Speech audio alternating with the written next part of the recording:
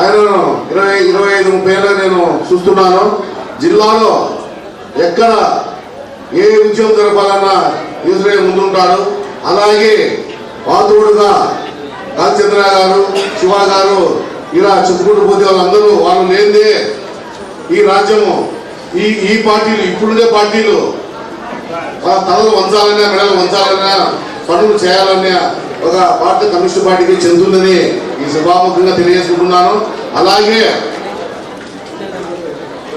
ఎప్పుడు చూసినా ఏ పార్టీ వచ్చినా అమరావతి విశాఖపట్నము, అమరావతి విశాఖపట్నమే.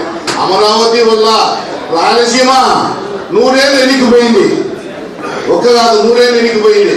దయచేసి మీ సారథ్యంలో రాయలసీమకు వచ్చే నిధులను కాపాడి రాయలసీమకు వచ్చే నిధులను కాపాడి రాయలసీమకే రావాలని ఈ సభాముఖంగా మీ సారథ్యంలో జిల్లా నాయకత్వం చంద్ర గారి, రాష్ట్ర నాయకత్వం ఈశ్వరయ్య గారి సారథ్యంలో రాయలసీమ చెందిన హక్కులన్నీ రాయలసీమకే చెందాలి. కానీ ఎప్పుడు చూసినా ఇక్కడికి వచ్చిన చిన్న చిన్న ఫ్యాక్టరీలు కూడా తీసుకెళ్తే అమరావతిగా పోతున్నాయి.